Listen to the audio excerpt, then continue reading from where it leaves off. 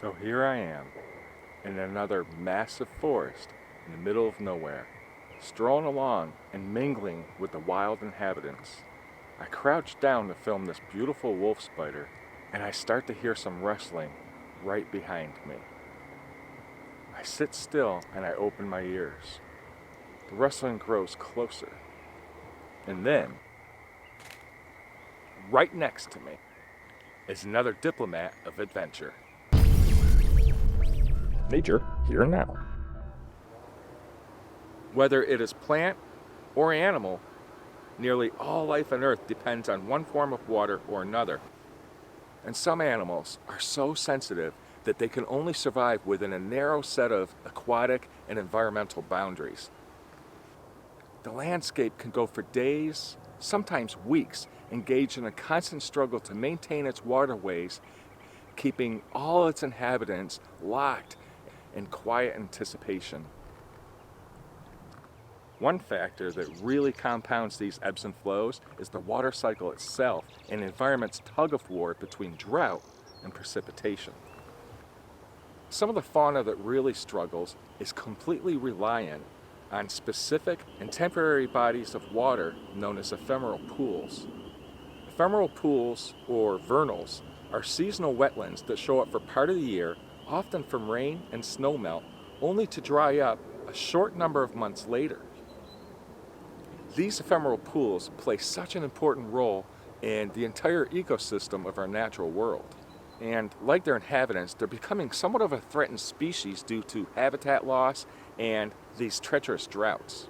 These ephemeral pools play such an important role in the natural world because ephemerals support key plants and animals that act as crucial components in our broader ecosystem.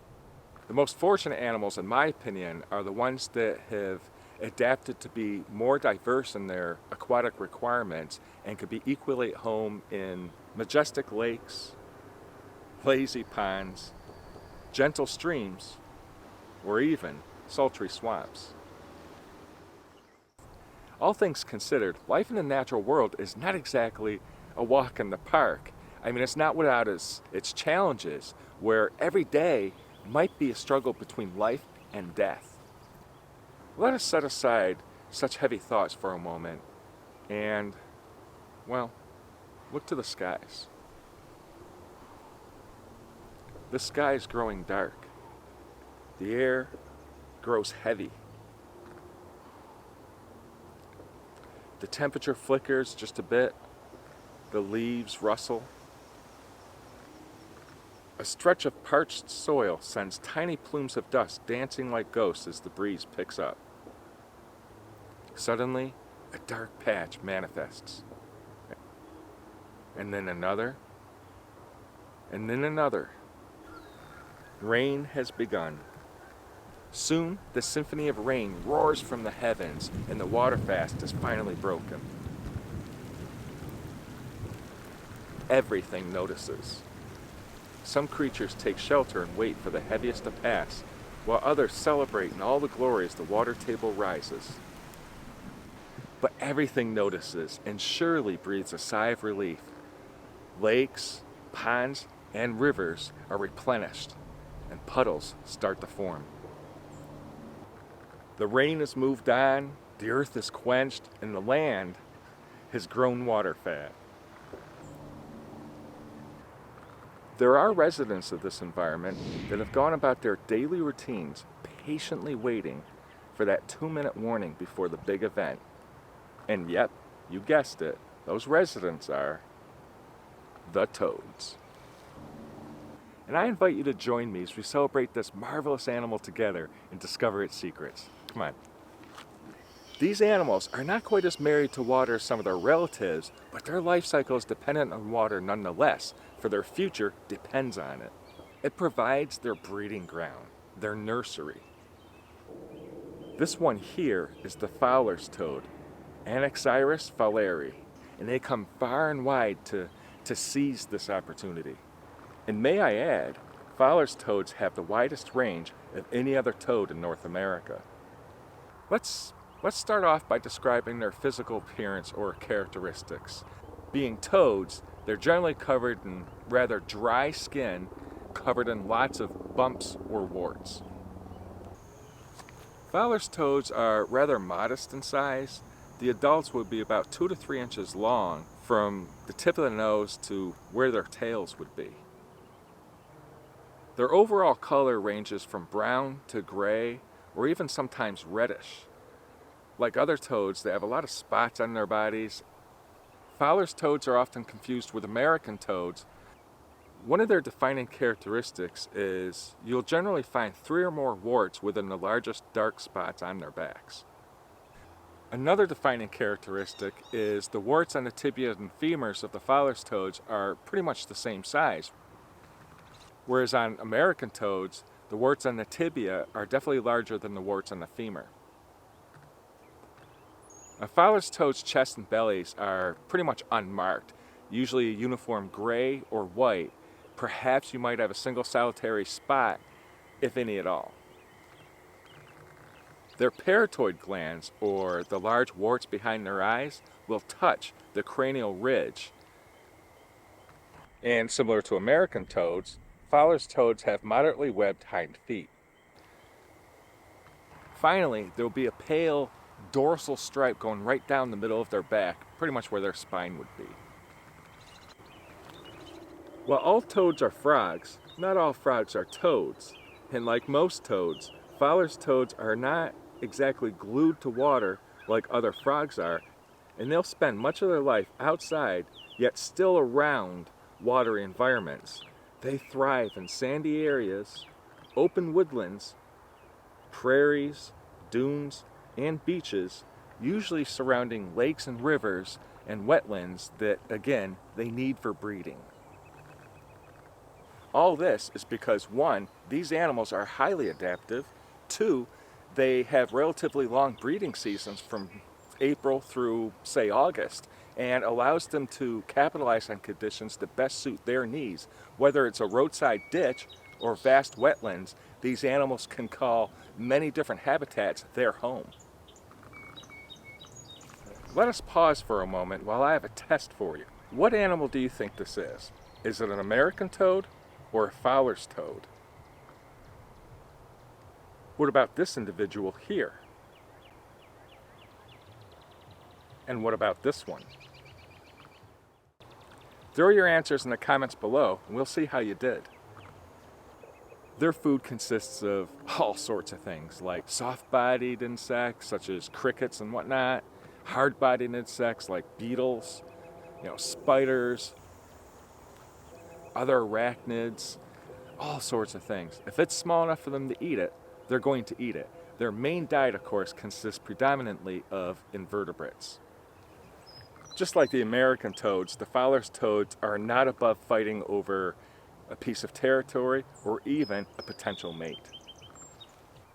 Now, of course, like other frogs, it is the males that do all the singing, and they usually show up at the breeding grounds first.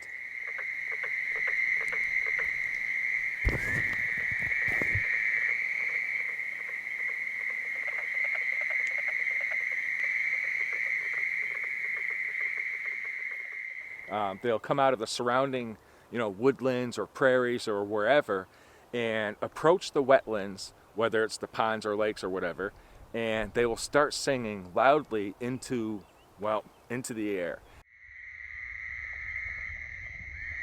So what you're hearing right now are Fowlers toads, carpenter frogs, and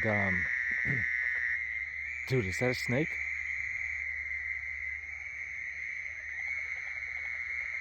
No. Their call is a rather nasally trill that lasts from 1 to 4 seconds, and heard in isolation, it actually sounds a little bit like a sheep, especially from a distance.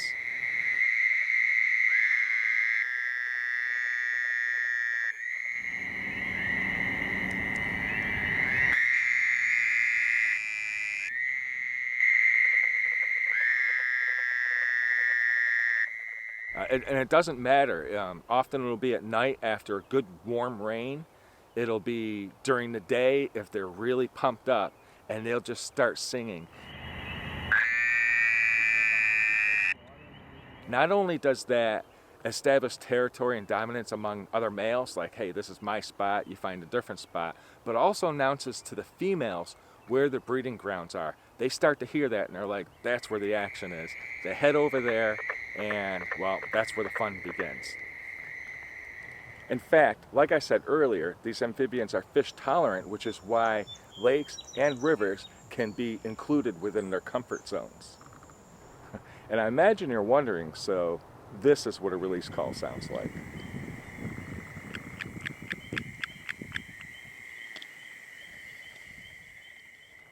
The females will select their mates based not only on how well their song is, if it's nice and loud and goes for a long time, that demonstrates that it's a healthy individual with some good lungs and everything, but also physical appearance. Their markings are really nice, their size is really big. That shows that they can acquire a lot of nutrition, they can survive predators, and they have enough intelligence to have, grown this big.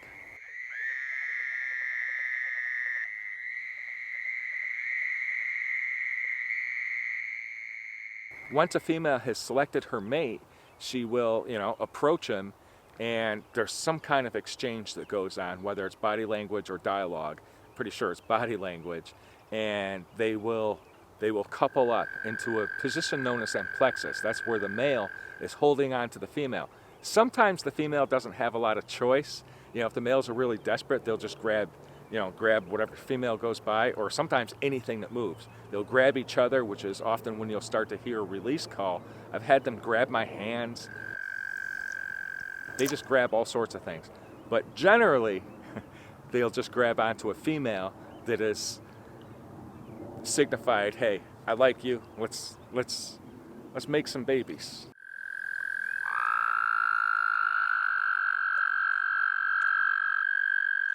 Amplexus can last as long as an hour to all night long, sometimes into the next day, but it's usually, let's say an hour to a few hours long. And what happens is she'll start to, just like the American toads, she'll start to deposit her eggs, and as she's doing that, the male will start fertilizing them. And you'll see them kicking their little feet back and forth, being sure to fertilize all the eggs. A female can lay as many as 7,000 to 10,000 eggs. That's a lot of eggs. The way they can fit so many eggs within their bodies is the fact that those eggs have not absorbed water yet. They have special proteins that can soak up, say, 700 to 800 times their weight or their volume in water. So once they exit the body, they start absorbing that water and getting a lot bigger. The eggs will take anywhere from, say, 2 to 7 days to hatch, and then the tadpoles will be swimming all about, and they'll be feeding on things such as, algae, sometimes bacteria, and other plant life. It's really easy to spot toad eggs because they look like this long string of pearls, whereas frog eggs will be in a large mass, looking almost like a clutch of grapes or, just a big mass of eggs.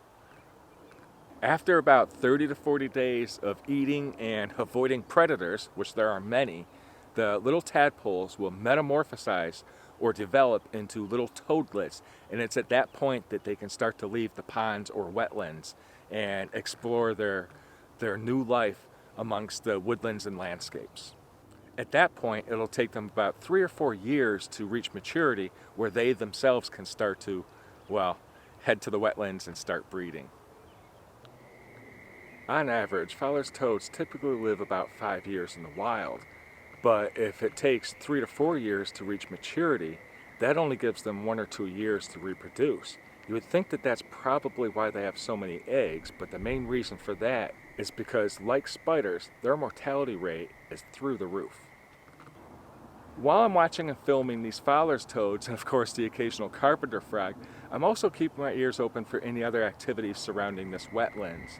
I'm definitely seeing a lot of fowlers arriving new to the scene to either further their gene pools or embark on any other toadly activities, and I'm seeing plenty of individuals as they are leaving the pool to either take a break or come back tomorrow. But then there are plenty of moths fluttering about. There's lots of spiders running about, especially the wolf spiders, the Carolinensis and the Baltimoreanas. And Then you have the occasional mouse rustling through the leaves and all that kind of stuff. So this is definitely an exciting habitat, and not only is the action in the water, but it's in the perimeter surrounding this wetlands too. Well, toads can be rather eager predators. There are also all sorts of predators that prey on them. You've got things such as birds, various snakes like water snakes, and one snake that really likes to focus on eating toads is the hognose snake. But that's not all. They have to avoid other predators such as raccoons, foxes, skunks, and turtles. In fact, snapping turtles are often the apex predator of the wetlands that these toads might be breeding in. Naturally, due to the fact that there are so many predators looking to feed on these little animals, the animals have to come up with some defenses. Their first and primary line of defense is, of course, their camouflage. If they can blend in with the environment, that's half the battle. A lot of times, if they sit still enough, a predator could just pass right by them and not even see them. And these toads can have some really, really good camouflage if they're in the right surroundings. Now, you might have noticed if you've ever picked up a toad or something, they might kind of puff up or, sometimes even release a little bit of pee. Well, obviously the pee can taste a little funny and, surprise a predator and cause them to let go for a second, giving the toad a chance to escape, or the toad will start to puff up, making it rather hard for them to be swallowed. Unfortunately, the hognose snake has a special adaptation specifically for this purpose. They have this little spur that basically pierces or punctures the toad, causing them to deflate. Their final and perhaps most aggressive line of defense is a toxin produced by the parotoid glands. Remember those large warts behind the eyes? That is a bit of a neuro or cardiotoxin, and it can cause lots of burning in, say, the eyes or the mouth. And in some cases, it can cause a predator to flat out die. Some dogs have, snatched up toads and actually died from them. Every dog's different. Some of them perish while others just get kind of sick and froth up and vomit all over the place. That poison is a rather costly toxin to manufacture, so they got to make sure they're eating a good variety of prey items so that they can manufacture that toxin and store it within those glands. Just a little bit of pressure and the gland will secrete a white, waxy, or creamy toxin, and that is the poison that defends these animals. Again, the hognose snake has an adaptation for that, whereas the hognose snake has a type of venom that's delivered towards the back of their mouth, from teeth to the back of their mouth that they chew with, and that venom will neutralize the toad, bufotoxin. When some of the other animals are successful at actually feeding and swallowing down these toads, oftentimes those bufotoxins are actually neutralized within the predator's stomach itself. So it basically depends on what animal is hunting the toad and whether or not it can actually achieve such a feat. Like many toads, Fowlers toads also have another trick up their sleeve. Let's say it's growing dry again. We're approaching another drought, or you're in the dog days of summer, and it's just very dry and xeric out there, right? Well, Fowlers toads and other toads can actually bury themselves into the ground, into the sand or soils, and be able to, retain or maintain their moisture, and even absorb some of that moisture straight from the surrounding soils. And it's a really cool trick to have up their sleeves. In fact, if you're in a survival situation, say in a desert, or just having a lot of trouble finding water, you can actually dig a hole, and if it doesn't fill up with water, you can at least bury yourself in that hole to help maintain, your body's moisture and maybe even absorb some of that dampness. It's kind of a cool trick. A distant shadow on the horizon, and perhaps a low rumble of thunder just before the skies open up and dump millions of gallons of water upon the landscape, and that is where their spring break kicks into overdrive. The toads wait patiently for the right conditions for the party to begin. And all that ensures that the empire of the toads can continue its legacy before the earth drinks its waters and the pools dry up. Sometimes that isn't quite long enough. Ever since forever, I have loved these animals. No matter where I go, there they are, and it doesn't even matter what country I'm in. It could be broad daylight, it could be hours after midnight. I'm sure to find a representative of the toad tribe, and I definitely take inspiration from these animals. I mean, they stroll along the landscape and search for whatever opportunities arise, and if conditions are unfavorable, they just hunker down and wait, conserving energy, conserving moisture, buying time. These animals adapt, and they're definitely teachers or stewards of the natural kingdom. So yeah, they never fail to bring a smile to my face. I really hope you enjoyed this video. I want to thank you very much for watching, and I hope you learned a thing or two, especially about the Fowlers Toads, and if nothing else, I hope that it brought a couple smiles to your face. If you've watched the video this far, why not show your love and support by hitting that like button, and if you haven't already, definitely hit that subscribe button because it tells the algorithm that you like the content you just saw, and it helps me to be able to get out to more environments such as this one and produce videos like this. So once again, thanks very much for watching. I'm Egnoto, and I'll see you somewhere else.